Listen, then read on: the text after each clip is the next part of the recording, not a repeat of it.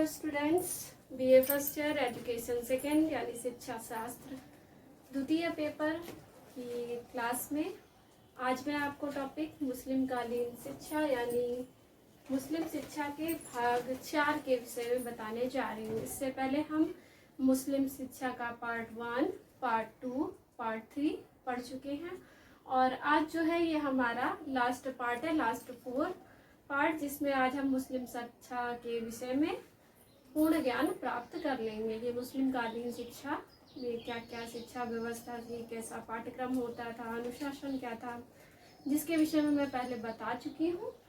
और आज हम बात करने जा रहे हैं मुस्लिम काल में शिक्षा संस्थाओं की, जिसके विषय में शायद मैं पहले आपको शॉर्ट में बता चुकी हूँ। मकतब व मदरसा, मकतब प्राथमिक शिक्षा के केंद्र हुआ करते थे और मदरसा उच्च शिक्षा के केंद्रों के। आज मैं इनकी प्रॉपर मीनिंग के विषय में, इसके अर्थ के विषय में बात करने जा रही हूँ। सबसे पहले बात करते हैं मकतब की। मकतब प्राथमिक शिक्षा के केंद्र हुआ करते थे, जैसा कि मैंने पहले बताया हुआ था, और मकतब प्रायः मस्जिदों के परिसर में ही संचालित होते थे। मीन्स जो मस्जिद होती थी, मस्जिद के अंदर ही जो है मकतब हुआ करते थे, जहाँ पर बालकों और बालिकाओं को प्राथमिक शिक्षा दी जाती थी, दोनों को ही अनिवार्य रूप से प्राथमिक शिक्षा प्रदान की जाती थी। अब देखिए इसका निर्माण कहाँ से, इसका अर्थ क्या है। मकतब शब्द आपका अरबी भाषा के कुतुब से बना हुआ है, और कुतुब का अर्थ क्या होता है, कुतुब का अर्थ भी किताब ही होता है। कुतुब का अर्थ वह स्थान है जहाँ पर क्या किया जाता है, पढ़ना व लिखना सिखाया जाता है। चूंकि मस्जिद में ही संचालित हुआ करते थे और वह स्थान जहाँ पर पढ़ना लिखाया सिखाया जाता था, अतः इसे मकतब के नाम से ही जाना जाने लगा। मकतब क्या हुआ करते थे, मकतब वह स्थान जहाँ पर प्राथमिक शिक्षा प्रदान की जाती थी। चूंकि मकतब में ही जो है सर्वप्रथम क्या किया जाता था, किताब के रूप में कुरान शरीफ जो होते थे उसके दर्शन होते थे, इसलिए इस स्थान को मकतब के नाम से जाना जाने लगा, जहाँ पर बालकों को अनिवार्य रूप से प्राथमिक शिक्षा सुलभ कराई जाती थी। ओके, अब हम बात करते हैं मदरसा की। इसके विषय में भी पहले बता चुकी हूँ। मदरसा क्या हुआ करते थे, मदरसा उच्च शिक्षा के केंद्र हुआ करते थे, जहाँ पर उच्च शिक्षा प्रदान की जाती थी। ओके, मदरसा शब्द किससे बना है, अरबी भाषा के ही दरस शब्द से बना हुआ है, और दरस का अर्थ होता है भाषण देना। आप याद करिए, जब मैंने आपको शिक्षा विधियों के विषय में बताया था तो आपको भाषण विधि बताई थी, और उसके अंतर्गत बताया था मैंने कि मदरसे का अर्थ क्या होता है, भाषण देना। मदरसा का अर्थ ही होता है भाषण देना। चूंकि उच्च शिक्षा के केंद्र थे मदरसा, और यहाँ पर जो है भाषण के द्वारा ही छात्रों को ज्ञान प्रदान किया जाता था, और ज्ञान प्रदान करने का कार्य मौलवी या जिसे हम शिक्षक भी कह सकते हैं वो किया करते थे। ओके, अब बात करते हैं हम बिस्मिल्लाह संस्कार की। वैदिक काल में आपने संस्कार पढ़ा था, उपनयन संस्कार, जहाँ से शिक्षा प्रारंभ होती थी। ओके, बौद्ध काल में कौन सा संस्कार पढ़ा हुआ था, याद करिए आप लोग।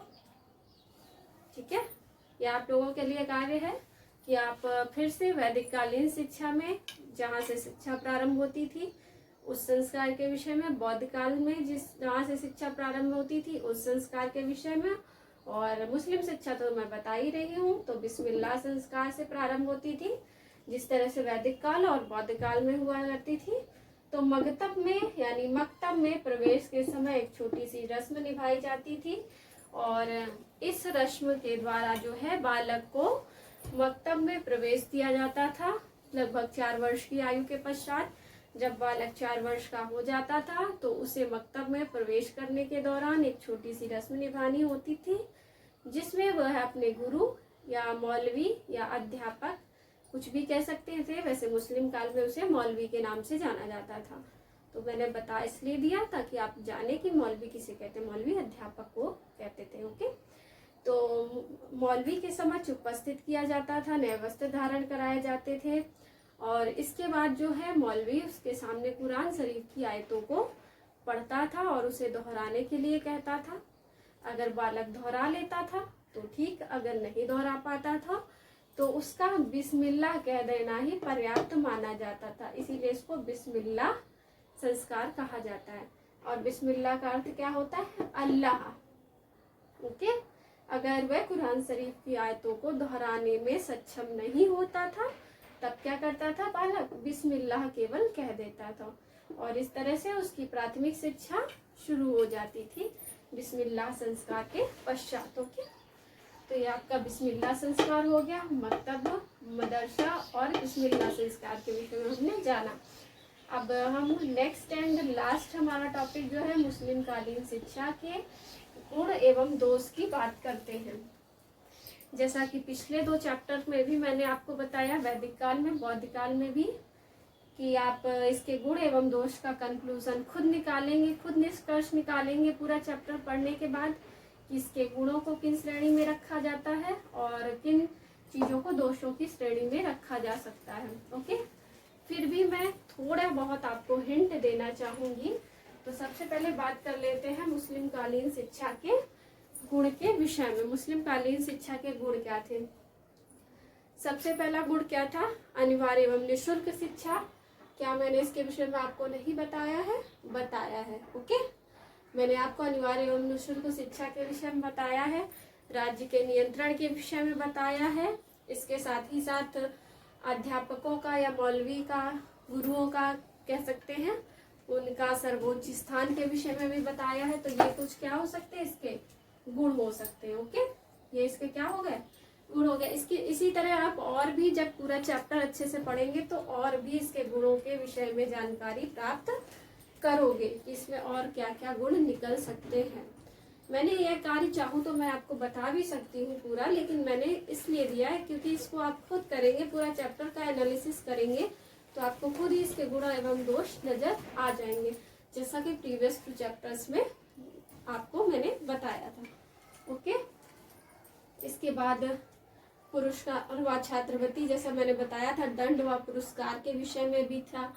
साथ ही साथ इसमें अन्य भी चीजें सम्मिलित थी, जैसे विशिष्ट शिक्षा है।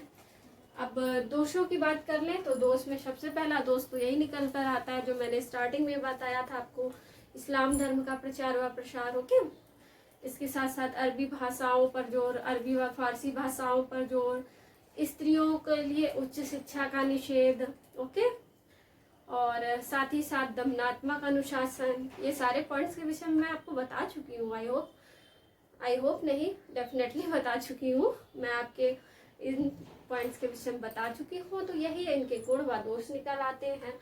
अब मैंने कहीं अलग से बताया, आपको नहीं बताए हैं। जो चैप्टर मैंने पढ़ाया है, 4 पार्ट्स में पढ़ाया है, उसी को पढ़ाने पर ही जो निष्कर्ष निकला है वही उसके गुण व दोष है। अब ये आपको सोचना है कि क्या इसकी अच्छाई है और क्या बुराई है, और मेरे अकॉर्डिंग आप इतना करने में सक्षम हो।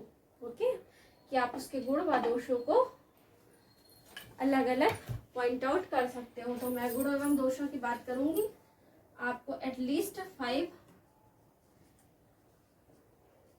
5 गुण यहाँ पर करने हैं, और दोषों की बात करें तो 5 दोष आपको यहाँ पर प्रिपेयर करने हैं। ओके, इन्हें आप अपनी, अगर आप अपनी नोटबुक बना रहे हो, कॉपी बना रहे हो, नोट्स तैयार कर रहे हो, तो उसमें आप इसको गुण और दोष को भी जरूर लिखिएगा।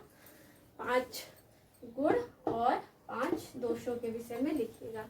मैंने बता दिया है, आप बस उसको कन्वर्ट करना है। आपको जो पॉइंट बताए हैं उनको आपको डिटेल में कन्वर्ट करना है। ओके, तो आई होप इतना आप कर लोगे। इसी के साथ साथ आपका मुस्लिम शिक्षा जो है वो समाप्त हो गया। अब हम आगे बढ़ेंगे नेक्स्ट टॉपिक के साथ, और नेक्स्ट टॉपिक आपका ब्रिटिश एजुकेशन चलेगा, यानी ब्रिटिश शिक्षा। उसके वो मिलेंगे हम नेक्स्ट क्लास में। Okay student, thank you.